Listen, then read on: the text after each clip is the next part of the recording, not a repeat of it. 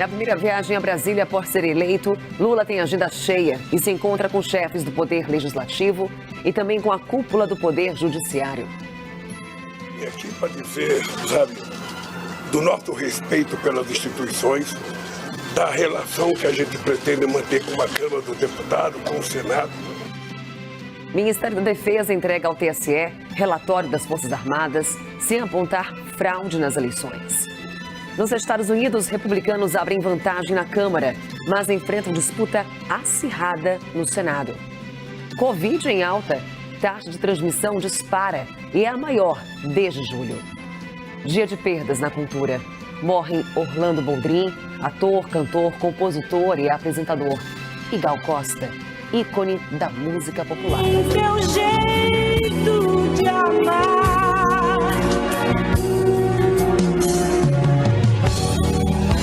tens mais mistério do que o mar. Uma ótima noite para você. Estamos ao vivo na TV, no YouTube e no Prime Video. O presidente eleito Luiz Inácio Lula da Silva dedicou o primeiro dia em Brasília, depois do resultado das urnas, a encontros com chefes dos poderes legislativo e judiciário. Tainá Farfan acompanhou essa agenda movimentada lá na capital federal e está agora com a gente ao vivo, direto de Brasília. Tainá, uma boa noite para você. E depois de tantos encontros, tivemos a primeira entrevista coletiva de Lula em Brasília, depois de eleito. Quais são os principais destaques, hein, Tainá? Oi, Carol. Excelente noite para você e para quem acompanha a gente aqui no Jornal da CNN.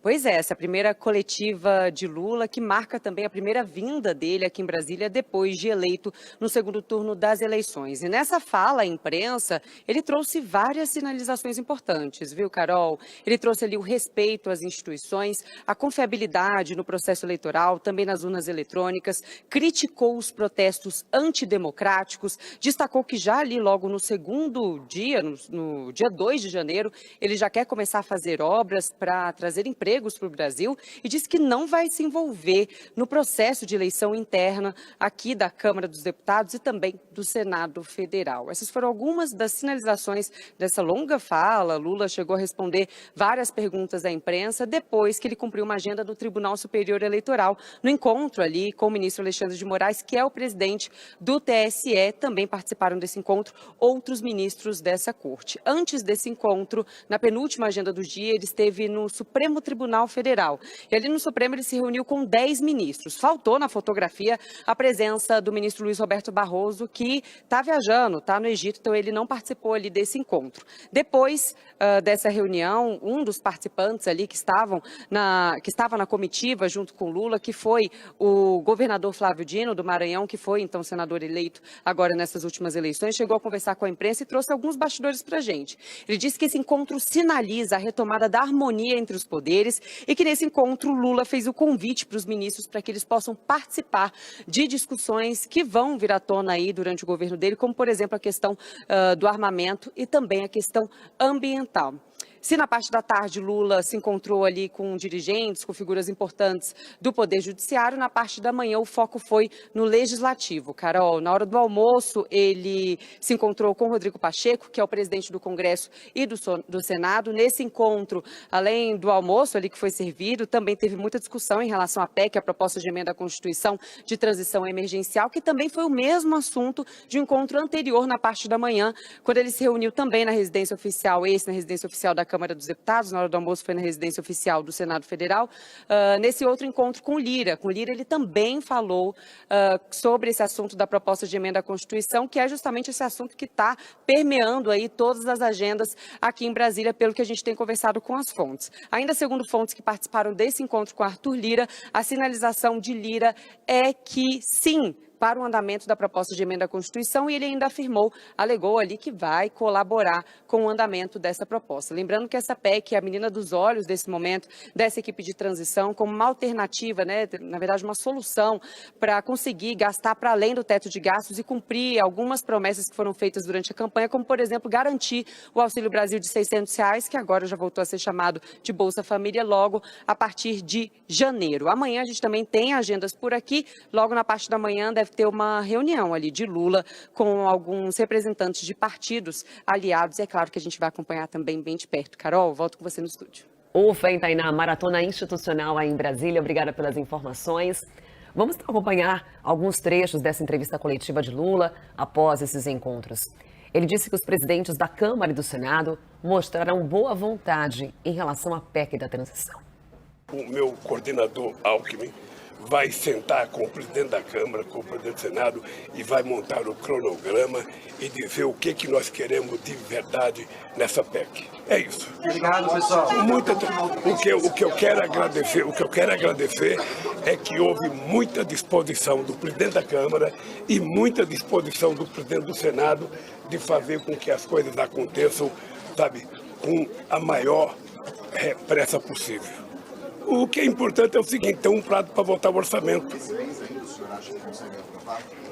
Veja, eu acho que nós vamos conseguir aprovar porque é a disposição das pessoas de aprovarem.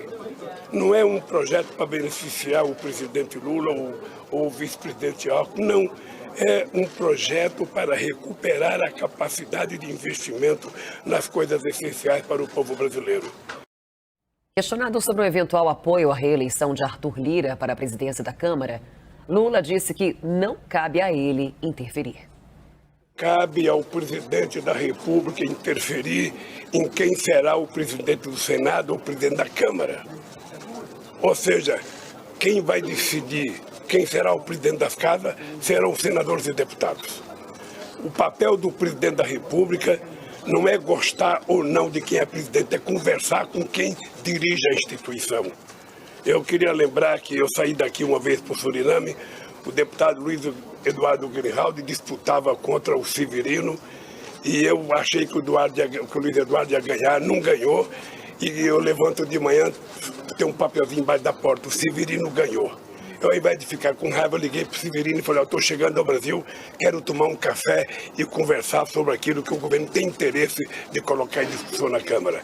Quem ganhar as eleições será o presidente e é com ele que eu e o Alckmin vamos ter que nos relacionar. A gente segue com mais um trecho da entrevista de Lula após aquela série de encontros em Brasília.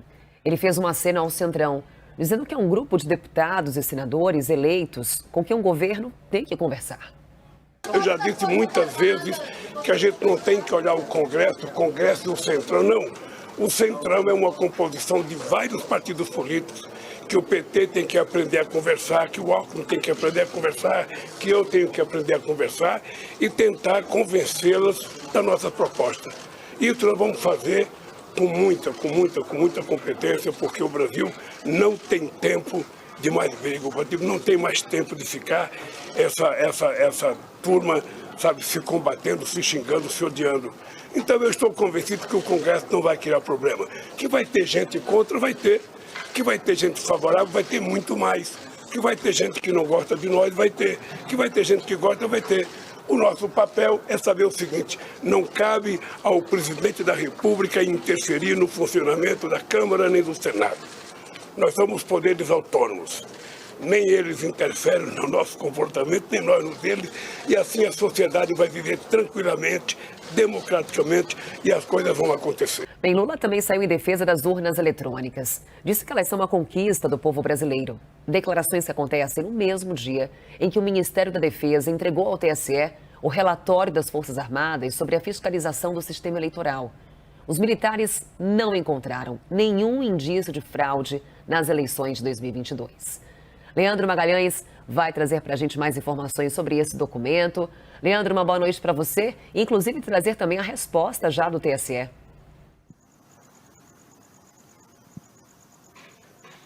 Oi, Carol, muito boa noite para você, boa noite a todos. Carol, o relatório das Forças Armadas possui 63 páginas, nas quais há algumas sugestões ao tribunal, como a criação de uma comissão específica formada por técnicos renomados da sociedade. O texto faz algumas observações no início, como o fato de as ferramentas e os procedimentos disponibilizados pela equipe do TSE não foram suficientes para uma análise mais completa. Segundo o relatório dos testes de funcionalidade realizados por meio do teste de integridade e do projeto piloto com biometria, não é possível afirmar que o sistema eletrônico de votação está isento da influência de um eventual código malicioso que possa alterar o funcionamento. No entanto, o texto diz que os boletins de urna impressos analisados estão em conformidade com os dados disponibilizados pelo Tribunal Superior Eleitoral, ou seja, que o resultado das eleições bate com os votos de cada urna analisada. Após a entrega do relatório ao TSE, o ministro Alexandre de Moraes divulgou uma nota na qual diz que o tribunal recebeu com satisfação o relatório final do Ministério da Defesa, que, assim como todas as demais entidades fiscalizadoras, não apontou a existência de nenhuma fraude ou inconsistência nas urnas eletrônicas no processo eleitoral de 2022 e que as sugestões encaminhadas para aperfeiçoamento do sistema serão analisadas, segundo a nota. Eu volto com você, Carol. O cantor, compositor, ator e apresentador Rolando Boldrin morreu hoje em São Paulo em decorrência de insuficiência respiratória e renal. A informação foi confirmada pela TV Cultura, onde ele apresentou o programa Senhor Brasil por 17 anos. Famoso por seus causos, Boldrin se destacou como um dos grandes representantes do sertanejo. Ao longo de 60 anos de carreira, ele também atuou em mais de 30 novelas. Entre elas Mulheres de Areia e A Viagem. O velório acontece na Assembleia Legislativa de São Paulo nesta quinta-feira e será aberto ao público. Sem dúvida. Vamos conversar então com o Jairo Nascimento, autor dessa reportagem. Tem o velório de Gal Costa, que será aberto ao público, e o Jairo vai trazer para a gente as informações para aqueles que querem prestar essa última homenagem à artista. Oi, Jairo. Olá, Carol, uma boa noite a você, todos conosco na CNN. O velório de Gal Costa acontecerá nesta sexta-feira na Assembleia Legislativa do Estado de São Paulo, entre 9 da manhã e 3 horas da tarde. A informação foi confirmada pela assessoria de comunicação da cantora, que explicou que depois haverá uma cerimônia restrita aos familiares e, por fim, o enterro também de forma restrita de Gal Costa nesta sexta-feira. A cantora morreu aos 77 anos, somente de carreira foram 57 anos e gravou ao longo da sua vida 40 discos. Ela morreu em casa aqui na cidade de São Paulo, deixou o filho Gabriel, de 17 anos. Já havia cancelado shows nos últimos dias, iria participar de um festival, mas por conta de um tratamento que fez há cerca de 3 semanas para a retirada de um nódulo na fossa nasal direita, acabou tendo que cancelar esses eventos.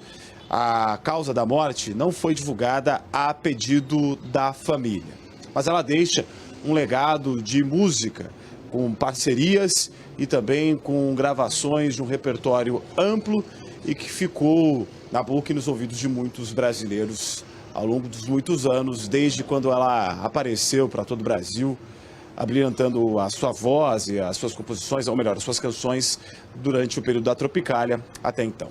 Eu devolvo ao estúdio. Marcou nossa história, né, Jairo? Obrigada pelas informações. Assim a gente encerra essa edição do Jornal da CNN. Obrigada pela sua companhia. Uma ótima noite. CNN, você por dentro de tudo.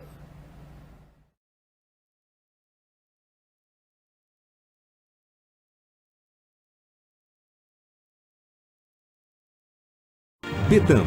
Deposite e ganhe um bônus de até R$300. Oferece Jornal Nacional.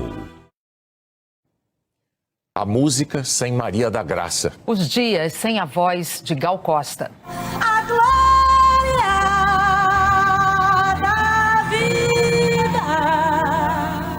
A morte de uma das maiores cantoras brasileiras de todos os tempos encerra uma carreira de quase 6 décadas de interpretações inconfundíveis e arrebatadoras.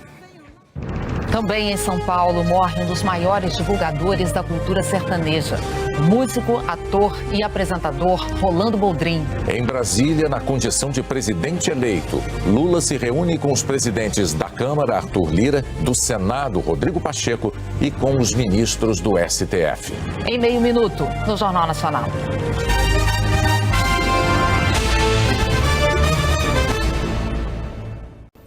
A notícia surpreendeu e entristeceu o país. Com 77 anos de idade, Gal Costa morreu. A informação chegou no fim da manhã. Eu recebi uma notícia muito triste. Morreu hoje uma das maiores cantoras brasileiras, a nossa querida e talentosa Gal Costa. No começo da tarde, a equipe da cantora publicou esta foto numa rede social, seguida de uma mensagem que diz: "É com profunda tristeza e o coração apertado que comunicamos o falecimento da cantora Gal Costa na manhã desta quarta, 9 de novembro, em São Paulo. Agradecemos o carinho de todos neste momento tão difícil." A assessoria informou que Gal Costa morreu em casa. Fazia mais de 10 anos que a cantora morava aqui em São Paulo. A pedido da família, a causa da morte não foi divulgada. A cantora deixa um filho, Gabriel, de 17 anos. No final da tarde, o corpo da cantora seguiu para o serviço funerário. A última apresentação de Gal Costa foi no dia 17 de setembro, num festival no Memorial da América Latina, na capital paulista. O show, com antigos sucessos e músicas do álbum mais recente, durou quase 1h20 minutos. Dias depois, Gal Costa passou por uma cirurgia para retirar um nódulo na fossa nasal direita.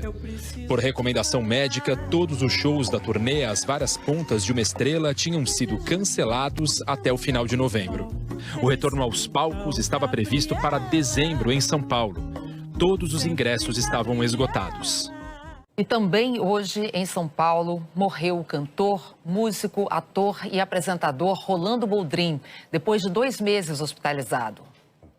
2 dedos de prosa e o jeito de falar caipirês. Fui ator, eu fui cantador, eu fui contador de causas como agora, né? Rolando Boldrin costumava dizer que era um ator. Um ator que canta, declama poesias e conta histórias. Escolhendo a minha cruz para sair desse embaraço, desejei morrer nos braços da dona dos 2 cuscuz. Boldrin nasceu em 1936, em São Joaquim da Barra, a 385 quilômetros da capital paulista. Aos 2 anos, foi com os pais para a vizinha Guaíra. Lá se apaixonou pelo circo. Foi o 7º de 12 filhos. Com um dos irmãos, formou a primeira dupla musical aos 12 anos. Na adolescência, veio para São Paulo, trabalhou como garçom e sapateiro. Aos 21 anos, foi contratado como figurante na extinta TV Tupi. Dono de um vozeirão inconfundível, atuou nas TVs Tupi, Excelsior, Record e Bandeirantes. Na primeira versão da novela Mulheres de Areia, em 1973, contracenou com Carlos Zara. Atuou em 32 novelas. Uma das atrizes com quem mais fez par romântico foi Irene Ravache. Ela falou: eu fiz tantas vezes mulher do Rolando Boldrin que eu já estou pedindo pensão. Boldrin fez 3 filmes, o mais recente de 2017, O Filme da Minha Vida, de Selton Mello. O trabalho é nobre, muito bonito. Ele escreveu 3 livros com histórias reunidas ao longo dos mais de 60 anos de carreira. Enquanto atuava, fazia música, a sua paixão. Compôs mais de 170 canções. Na poeira do velho estradão, deixei marcas do meu coração. Seu primeiro casamento foi com a cantora Lourdinha Pereira, com quem teve uma filha. Em 2008, se casou com Patrícia Maia Boldrin, cenógrafa e produtora cultural. A música regional foi a sua principal marca. Pra morte do outro caboclo, meu rancho ela abandonou. Quando um menino tinha fascínio pelas coisas do Brasil. Quando cresceu e chegou aos 44 anos, alcançou o grande projeto de vida. Um programa com músicas e causos de um país orgulhosamente caipira. A estreia do Som Brasil aqui na Globo foi em agosto de 1981. Foi quando ele se tornou diretor musical e apresentador. Por 3 anos, Rolando Boldrin emprestou carisma, simpatia e talento ao programa. Em toda a minha carreira, o que mais me gratificou mesmo foi o Som Brasil. A música de abertura, Vide Vida Marvada, foi escrita e interpretada por ele. É que a viola fala alto no meu peito humano, e toda moda é um remédio pros meus desenganos. Som Brasil era o programa das manhãs de domingo de milhares de famílias brasileiras. Misturava música, histórias, poemas. Eita, mundo velho! Olha aí como tem moça. É, a moça é muito bonita, né, Marcos? Tem bonitas, tem. Era Boldrin quem selecionava os causos e os artistas que iam se apresentar. Começou a circular o expresso. 2222. Boldrin teve programas semelhantes no SBT e na Bandeirantes. Em 2005 foi para a TV Cultura. Desde então, o Senhor Brasil foi a cara dele. Um artista sensível, simples, que deixa a sabedoria das coisas da terra. Meu nome é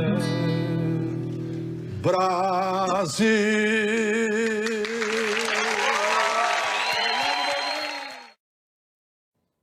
O velório vai ser amanhã, na Assembleia Legislativa de São Paulo.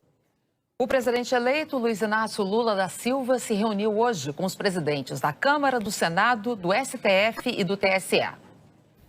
Lula chegou à residência oficial da Câmara por volta das 10h30 da manhã, com o vice-presidente eleito Geraldo Alckmin. Lula fez questão de começar o diálogo pelo presidente da Câmara, Arthur Lira, do Progressistas, que apoiou a candidatura do presidente Jair Bolsonaro. Depois de 2 horas de reunião, todos posaram para a foto. O presidente eleito saiu sem falar com a imprensa, mas em rede social escreveu: o país precisa de diálogo e normalidade. Em seguida, Lula foi para a residência oficial do Senado. Outros senadores aliados participaram do almoço de trabalho. 2h30 depois, mais uma pose para foto. Por volta das 4h, Lula chegou ao Supremo Tribunal Federal. Foi recebido pela presidente, ministra Rosa Weber. Dos 11 ministros do STF, só Luiz Roberto Barroso não participou da reunião, porque está no Egito para a Conferência do Clima. Em nota, a presidente do Supremo declarou que os ministros apontaram preocupações para o Brasil, como a necessidade de investimentos em educação e meio ambiente, e que o presidente eleito afirmou que atuará pela reconstrução da União do Brasil. Enquanto o presidente eleito cumpria a agenda ainda de manhã, o senador Humberto Costa, do PT, visitou a sede da transição. O senador, que fará parte do grupo da saúde, falou da necessidade de recuperar a cobertura vacinal no país e disse que a área da saúde precisa de 22 bilhões de reais a mais do que o proposto no orçamento. Além de Humberto Costa, vão fazer parte do grupo os ex-ministros da Saúde de governos do PT, José Gomes Temporão, Alexandre Padilha e Arthur Quioro. Lula saiu para o último compromisso da agenda em Brasília atrasado, o encontro com o presidente do Tribunal Superior Eleitoral, ministro Alexandre de Moraes. A reunião aqui no TSE durou pouco mais de 1 hora. E depois de concluir as conversas do dia, Lula deu uma entrevista. Falou da alegria de voltar a Brasília como presidente eleito pela 3ª vez e destacou o compromisso de recuperar a harmonia entre os poderes. Vocês sabem que eu me candidatei com o compromisso de que é possível resgatar a cidadania do povo brasileiro, de que é possível a gente recuperar a harmonia entre os poderes, de que é plenamente possível a gente recuperar a normalidade da convivência entre as instituições brasileiras. Lula foi perguntado se vai apoiar a recondução de Arthur Lira na presidência da Câmara. Seria uma forma de obter apoio para a tramitação de proposta de emenda constitucional para manter o pagamento do Auxílio Brasil em R$ 600 e o aumento do salário mínimo. O nosso papel é saber o seguinte: não cabe ao presidente da República interferir no funcionamento da Câmara nem do Senado. Nós somos poderes autônomos. Nem eles interferem no nosso comportamento, nem nós no deles, e assim a sociedade vai viver tranquilamente, democraticamente, e as coisas vão acontecer. O presidente também falou sobre a oposição que deve enfrentar no Congresso. Não foi especificado ainda tudo o que nós queremos, mas é o seguinte: nós ganhamos as eleições, dia 1º de janeiro tomamos posse e precisamos governar esse país. E esse país só tem um jeito de ser governado. Esse país tem que voltar a crescer. As pessoas que vão se comportar agora as pessoas não estão mais olhando para quem é presidente, as pessoas estão olhando para 213 milhões de brasileiros que estão esperando alguma atitude deles. Tá, nós temos um orçamento que vai ser elaborado, nesse orçamento precisa de um ajuste, nós vamos fazer as propostas que nós entendemos que é correta e vamos ver como é que eles se comportam. No fim, ele agradeceu a disposição de diálogo dos presidentes da Câmara e do Senado. O que eu quero agradecer é que houve muita disposição do presidente da Câmara e muita disposição do presidente do Senado de fazer com que as coisas aconteçam, sabe, com a maior pressa possível. O Ministério da Defesa entregou hoje ao Tribunal Superior Eleitoral o relatório que fez do sistema eletrônico de votação.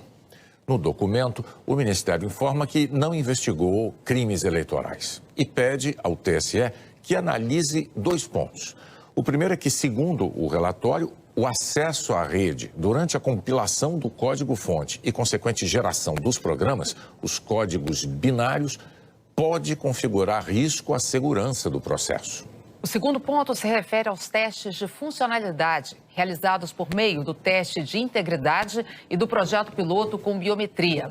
Segundo o documento, não é possível afirmar que o sistema eletrônico de votação está isento da influência de um eventual código malicioso que possa alterar o seu funcionamento. O Ministério pediu que a Corte atenda à sugestão dos técnicos militares de realizar uma investigação técnica para melhor conhecimento da compilação do código-fonte e de seus possíveis efeitos, e de promover a análise minuciosa dos códigos que efetivamente foram executados nas urnas eletrônicas.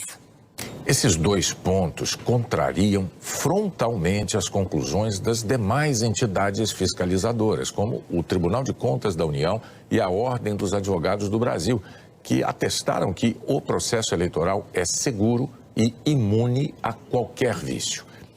A integridade do processo eleitoral brasileiro também foi atestada por inúmeros observadores internacionais. O presidente do Tribunal Superior Eleitoral, ministro Alexandre de Moraes, disse em nota que recebeu com satisfação o relatório final do Ministério da Defesa, que não apontou a existência de nenhuma fraude ou inconsistência nas urnas eletrônicas e no processo eleitoral deste ano.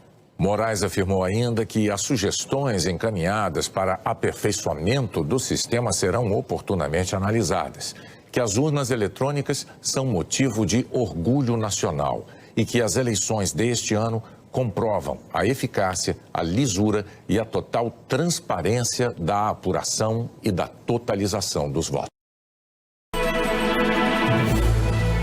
Quarta-feira, 9 de novembro. Veja os destaques do Jornal da Cultura que começa agora. Presidente eleito tem o primeiro encontro com o presidente da Câmara, Arthur Lira, e com os ministros do Supremo e do Tribunal Superior Eleitoral. Nomes da equipe de transição dão os primeiros indícios dos rumos da economia no novo governo. Ministério da Defesa entrega relatório sobre eleições. Documento não tem prova de fraude no resultado das urnas eletrônicas. Eleições nos Estados Unidos apontam enfraquecimento dos republicanos e derrota de aliados do ex-presidente Donald Trump.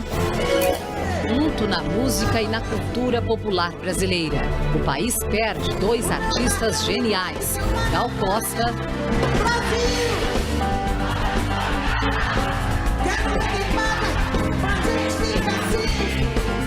e Rolando Boldrin. Mas às vezes a saudade acorda a minha mocidade com tanta exasperação que eu abro as 2 porteiras dos olhos, meu bom patrão. Olá, boa noite. Um dia triste para a cultura nacional. Nós perdemos hoje a cantora Gal Costa, aos 77 anos, e o músico, cantor, ator e contador de causos, Rolando Boldrin, que tinha 86 anos. A causa da morte de Gal Costa não foi informada, mas ela havia passado por uma cirurgia para a retirada de um nódulo no nariz. Já Rolando Boldrin estava internado em São Paulo após passar por cirurgia no coração e morreu por insuficiência respiratória e renal. Daqui a pouquinho nós voltaremos a falar sobre a perda desses 2 ícones da nossa música que deixaram um legado inestimável para a cultura brasileira. E hoje na bancada nós temos o economista e professor da Fundação Getúlio Vargas, Gessner Oliveira, e o sociólogo e professor de Ciência Ambiental da USP, Ricardo Abramovay. E você pode participar fazendo comentários pelo Twitter na hashtag Jornal da Cultura. Boa noite, Ricardo. Boa noite, Seja Karen. bem-vindo. Boa noite, Gessner. Boa noite, Karen. Boa noite, Ricardo.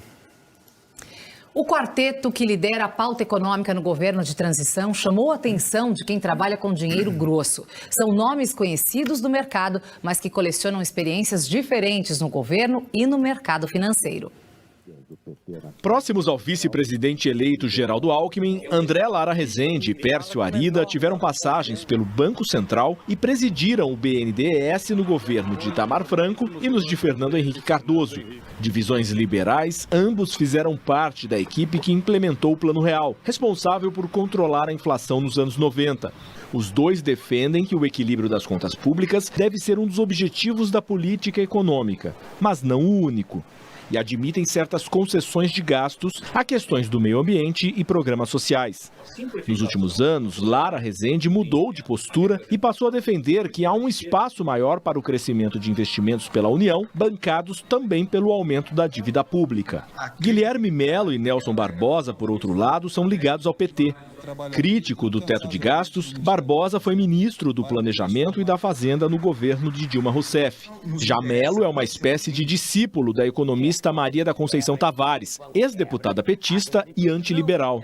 Também segue ideias de Celso Furtado, defensor da presença do Estado como indutor do desenvolvimento e da promoção social. Há um certo receio, um ceticismo por parte do mercado de como é que vai ser gerado o consenso, como é que a gente vai extrair um consenso dessa equipe que é tão diversa para caminhar na agenda econômica. Então, em princípio, é positivo, mas fica a dúvida da capacidade de se criar consenso para avançar na agenda econômica e se isso não pode gerar uma espécie de fogo amigo, na medida em que a agenda tem que ser colocada, de fato, tanto em PECs quanto em projetos de lei.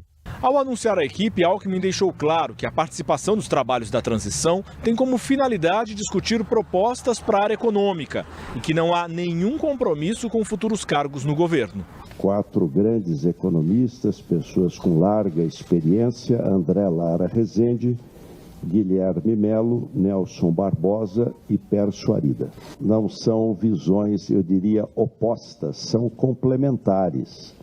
É importante você ter num grupo técnico visões que se complementam, que se somam. Após o anúncio dos nomes, o mercado deu sinais contraditórios. Em meio a um cenário externo instável, ontem o dólar caiu e a bolsa subiu.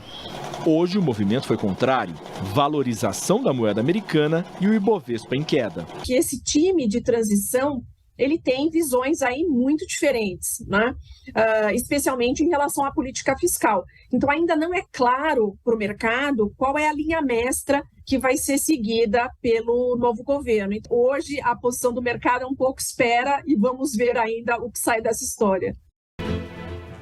A quarta-feira foi marcada pela primeira visita do presidente eleito Lula a Brasília. Nas conversas com políticos e ministros das cortes superiores, a equipe de transição destacou a necessidade de um governo marcado pela convivência pacífica entre os poderes da República.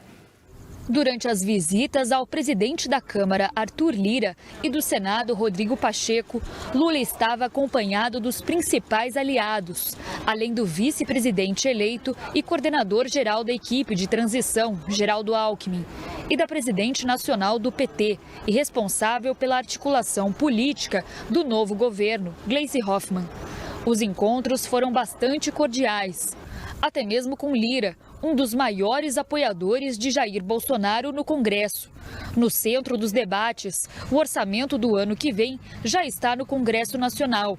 O principal ponto é definir se será feita uma proposta de emenda constitucional ou uma medida provisória para fazer as mudanças no texto orçamentário e incluir as promessas de campanha de Lula. Por enquanto, o plano A é fazer as mudanças através de uma PEC. E a via principal que ele está buscando nesse momento com o vice-presidente Alckmin é a votação da PEC no Congresso. Enquanto isso, no CCBB, Centro Cultural Banco do Brasil, foram anunciados os nomes de mais 2 núcleos temáticos da transição. Márcio França, ex-vice-governador de São Paulo, fará parte do grupo das cidades, ao lado do prefeito de Recife, João Campos, do PSB.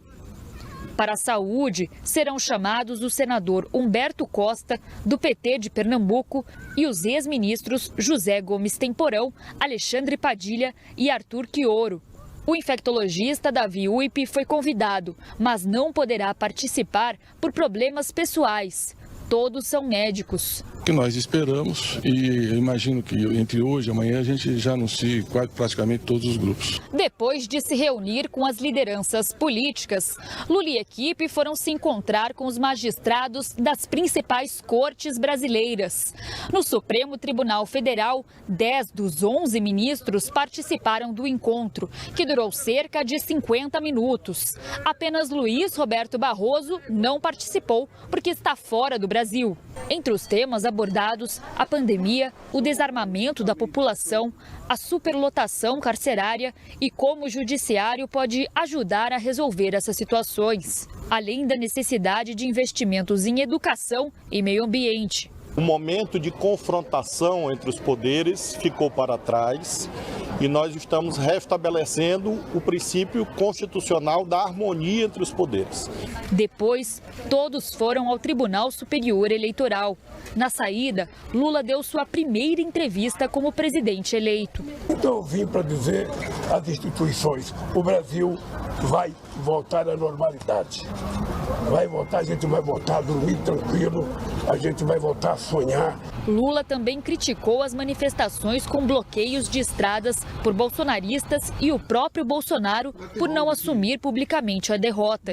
Cabe ao presidente reconhecer a sua derrota e se preparar para daqui a uns anos concorrer outra vez. Ele ainda garantiu que não pretende interferir nas eleições da Câmara e do Senado Federal, marcadas para fevereiro. Quem ganhar as eleições será o presidente e é com ele que eu vou ter que nos relacionar. O presidente eleito destacou que o orçamento do ano que vem precisa ser adaptado às necessidades reais e imediatas do povo brasileiro.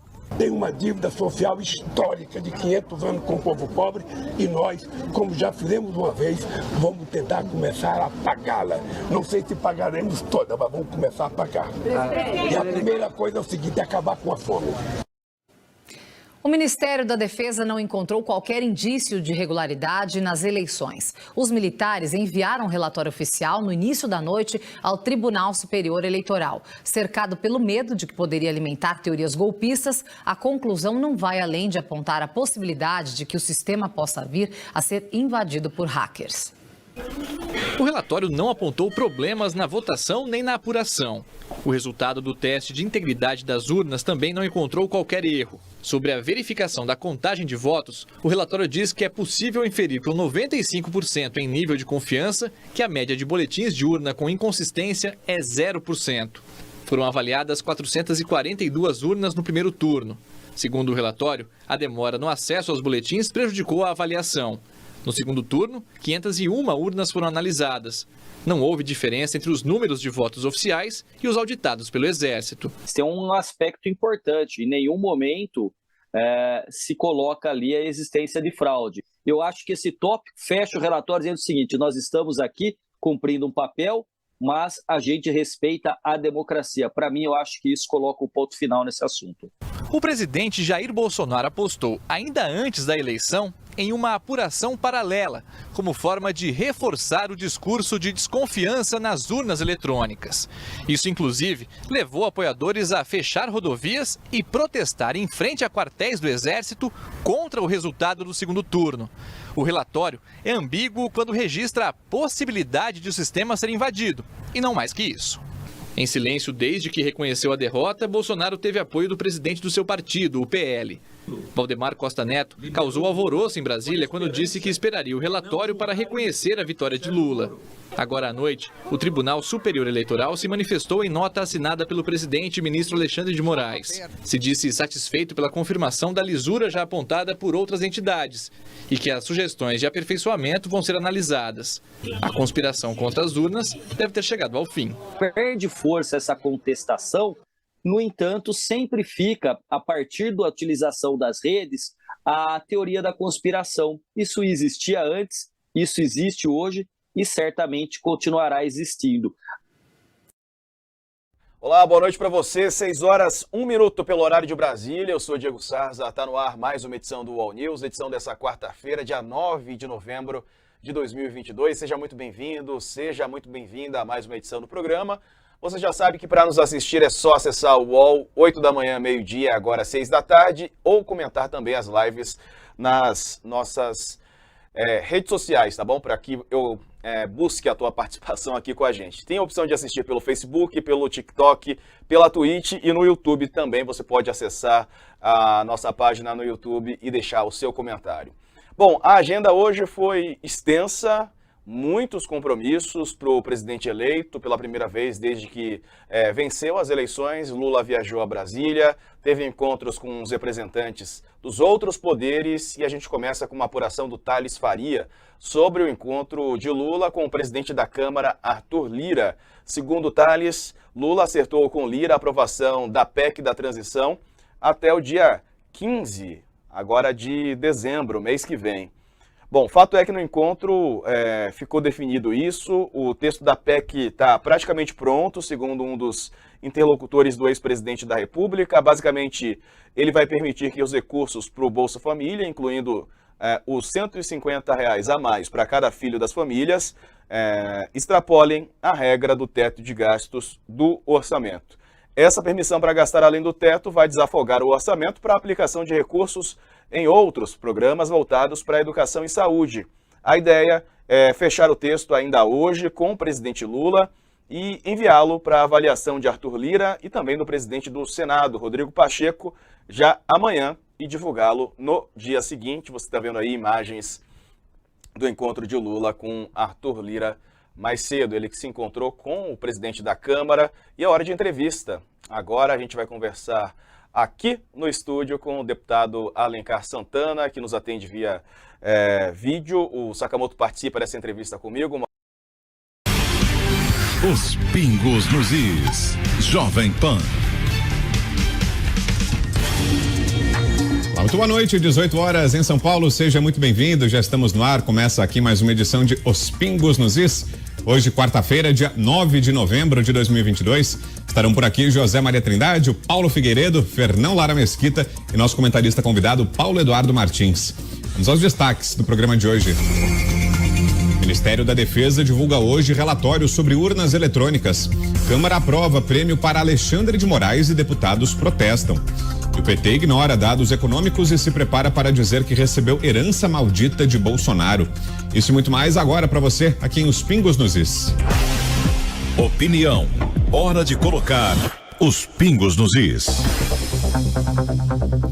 O Ministério da Defesa divulga nesta quarta-feira o relatório sobre as urnas eletrônicas feito pelas Forças Armadas. Espera-se que a perícia apresente ressalvas e sugestões de aprimoramento. O Tribunal Superior Eleitoral sustenta que as urnas eletrônicas são 100% invioláveis. Técnicos militares analisaram boletins de urnas de 462 sessões eleitorais. Eles são impressos pelos equipamentos ao fim das votações, informam os totais de votos de cada candidato registrados ao longo do dia naquela respectiva urna. A auditoria feita pelo Ministério da Defesa sobre as urnas é aguardada por milhares de pessoas que se manifestam após a eleição. Desde o resultado de domingo, 30 de outubro, vários brasileiros se organizaram em frente a quartéis na maioria dos estados. Pouco antes, caminhoneiros fecharam rodovias em protesto à vitória do ex-presidente Lula. Mas destaque a gente abre o programa de hoje. O Brasil perde uma das maiores vozes de todos os tempos. Morre Gal Costa aos 77 anos em São Paulo. Meu coração quase se despedaça. No balanceio. Quase 60 anos de carreira marcada por vários clássicos. Por isso é que eu canto. Não posso parar. A emoção de quem conviveu com a cantora. O Brasil que ela sempre encantou, hoje inteiro chora. E a homenagem dos fãs de tantas músicas inesquecíveis.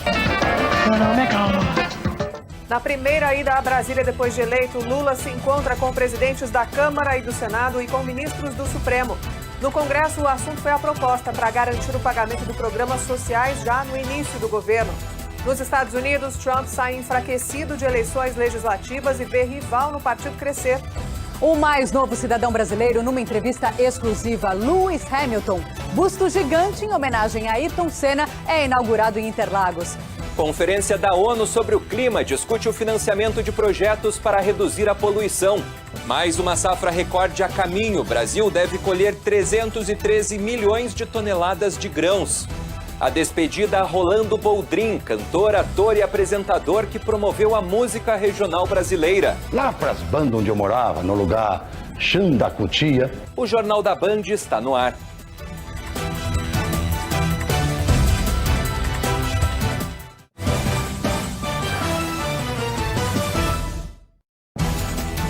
A música brasileira perdeu hoje uma das vozes mais marcantes de sua história. Gal Costa morreu aos 77 anos em São Paulo. Ela tinha anunciado uma pausa nos shows para se recuperar de uma cirurgia. Na manhã desta quarta-feira, a notícia da morte de Gal Costa foi um choque. Gal é tesouro nacional, né? O Brasil fica mais pobre, né? Com a partida dela. Fui muito amigo de Gal Costa. Enfim, muito triste com tudo isso. Que fique em paz essa grande amiga. Nós perdemos hoje um diamante valiosíssimo para a história da música popular brasileira. Não sei se eu consigo falar o quanto eu lamento essa morte repentina da Gal. Intérprete, compositora, grande entre os gigantes da música brasileira. Maria da Graça Costa Pena Borges, ou simplesmente Gal. Começou a carreira em 1965, ao lado de Caetano Veloso e Gilberto Gil.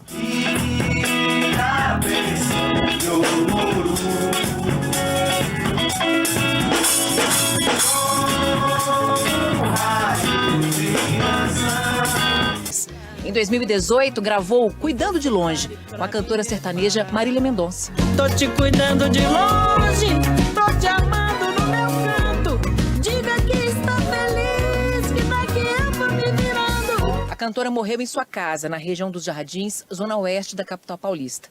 A causa da morte não foi divulgada. A última apresentação foi em setembro, em um festival em São Paulo.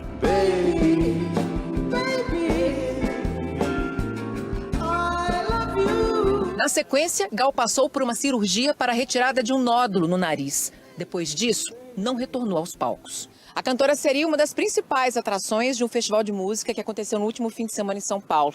Seria seu último show, mas foi cancelado de última hora. Por recomendações médicas, Gal Costa deveria ficar afastada dos palcos até o fim de novembro. Era para ser apenas uma pausa. A agenda de shows seria retomada em dezembro. A morte repentina de Gal Costa, aos 77 anos, deixa em luto a música brasileira. Discreta em sua vida pessoal, Gal Costa deixa um filho, Gabriel, de 17 anos, adotado aos 2 anos de idade. A maternidade, que ela descrevia como transformadora, era um sonho. Que tristeza, que perda irreparável, quase 60 anos de carreira, começou cedo aos 20, participou ativamente da Tropicália, MPB, gigante como era, tocou com gigante, compôs com gigante, que perda irreparável para a cultura brasileira. No primeiro compromisso em Brasília, depois de eleito presidente, Lula se encontrou com os presidentes do Legislativo e do Judiciário. Presidentes da Câmara, do Senado, do Supremo e do TSE. Lula fez uma maratona de encontros com a cúpula dos poderes na primeira viagem a Brasília desde a vitória na eleição. O STF foi recebido por todos os ministros, menos Luiz Roberto Barroso, que está em viagem ao exterior. A todos prometeu diálogo e o que chamou de retomada das boas relações entre o Planalto e o resto da esplanada. A conversa mais aguardada foi com Arthur Lira. O deputado não apenas comanda a Câmara, como é um dos líderes do Centrão, maioria no Congresso, e nunca foi próximo do presidente. Lira afirmou que está disposto a estreitar a relação com Lula, tanto que lembrou que foi um dos primeiros a parabenizá-lo após o segundo turno. Ressaltou que atritos com o PT ficaram para trás. O orçamento secreto de 19 bilhões de reais, hoje controlado por Lira, foi tratado rapidamente. Lula quer ter novamente o dinheiro nas mãos do governo, mas tem dito a aliados que vai negociar. Uma das alternativas é que parte dos recursos continue com o Congresso, mas seja investido em obras selecionadas pelo Planalto. Parte do Progressistas acena com apoio à nova base aliada. PSD já fala como aliado. Muito importante para um partido como o PSD, que acabou ficando na neutralidade nas eleições, que possa sim dar um voto de confiança e ajudar na governabilidade. Do MDB, além de Simone Tebet, os senadores Renan Calheiros e Jader Barbalho foram anunciados para o Conselho Político do próximo governo. A missão deles será diminuir focos de resistência no partido. O presidente Lula disse agora há pouco que o momento é de pacificação e que seu objetivo é fazer o Brasil voltar a crescer. Então eu vim aqui para dizer, sabe, do nosso respeito pelas instituições, da relação que a gente pretende manter com a Câmara dos Deputados, com o Senado. Eu não enxergo dentro da Câmara, dentro do Senado, essa coisa de centrão. Eu enxergo deputados que foram eleitos e que, portanto, nós vamos ter que conversar com eles para garantir as coisas que serão necessárias para melhorar a vida do povo brasileiro. Nós voltamos a governar o país, não há tempo para vingança, não há tempo para raiva, não há tempo para ódio. O tempo é de governar. Eu pretendo trabalhar 24 horas por dia. Não vou trabalhar apenas 3 horas ou 4 horas por dia, mas vou trabalhar o dia inteiro, porque nós temos uma dívida a resgatar com o povo pobre desse país. Então eu vim para dizer às instituições, o Brasil vai voltar à normalidade. Vai voltar, a gente vai voltar a dormir tranquilo, a gente vai voltar a sonhar, a gente vai voltar, sabe, a ter o prazer e o orgulho de ser brasileiro em tempo de paz. Eu fui deputado, eu fui constituinte, eu já fui presidente da República. Veja, o problema de um governante é o seguinte: primeiro, o governante ele tem que ter clareza que ele tem que lidar com as pessoas que foram eleitas. Seria importante que a gente só pudesse lidar com as pessoas com quem a gente gosta. Mas a gente tem que lidar com pessoas que pensam diferente da gente e a nossa obrigação é tentar convencê-las das coisas que nós queremos que aconteçam nesse país. Eu já disse para você, eu já disse muitas vezes que a gente não tem que olhar o Congresso e o Centrão, não. O Centrão é uma composição de vários partidos políticos, que o PT tem que aprender a conversar, que o Alckmin tem que aprender a conversar, que eu tenho que aprender a conversar e tentar convencê-las da nossa proposta. Isso nós vamos fazer com muita competência, porque o Brasil não tem tempo de mais briga, não tem mais tempo de ficar essa turma, sabe, se combatendo, se xingando, se odiando. Então eu estou convencido que o Congresso não vai criar problema. Que vai ter gente contra, vai ter. Que vai ter gente favorável, vai ter muito mais. Que vai ter gente que não gosta de nós, vai ter. Que vai ter gente que gosta, vai ter. O nosso papel é saber o seguinte: não cabe ao presidente da República interferir no funcionamento da Câmara nem do Senado. Nós somos poderes autônomos. Nem eles interferem no nosso comportamento, nem nós no deles, e assim a sociedade vai viver tranquilamente, democraticamente, e as coisas vão acontecer. O financiamento de projetos para reduzir os efeitos das mudanças climáticas foi o tema do dia da COP27. Direto do Egito, Sônia Blota traz as informações. Quem paga a conta? Negociadores internacionais aumentaram os esforços para convencer investidores a aportar dinheiro em projetos para que países pobres em desenvolvimento ampliem o combate às mudanças climáticas. Especialistas da ONU apresentaram uma lista de ações que somadas custam mais de 620 bilhões de reais. Mas o avanço nas negociações continua lento. Por isso, mais de 80 seguradoras africanas anunciaram a criação de fundo garantidor de 72 bilhões de reais de modo a tirar os projetos do papel. A partir desta quinta, uma delegação de empresários brasileiros desembarca em peso aqui em Sharm el-Sheikh, no Egito. A expectativa é que a iniciativa privada afine bem o discurso para que o Brasil saia como protagonista deste encontro do clima. Tudo que envolve o Brasil desperta interesse aqui na COP27. A terra da Amazônia, maior floresta tropical do mundo, é sempre a presença mais aguardada na agenda global do meio ambiente. Veja hoje no SBT Brasil. Morre em São Paulo aos 77 anos Gal Costa, uma das vozes mais importantes da música brasileira. Em um dos dias mais tristes para a cultura do país, a música popular perde também o cantor e apresentador Rolando Boldrin. Empresa dona do Facebook demite 11 mil funcionários. Em Brasília, o presidente eleito Luiz Inácio Lula da Silva é recebido pelos presidentes da Câmara e do Senado, do Supremo e do TSE. É já já. Olá, boa noite. Boa noite, está começando mais uma edição do Rede TV News. Bom, a quarta-feira foi de expectativa em Brasília para a entrega do relatório com o resultado da auditoria feita pelas Forças Armadas nas urnas eletrônicas. O repórter Anderson Arcoverde tem as informações para a gente ao vivo. Olá, boa noite, Anderson. Esse relatório já foi entregue?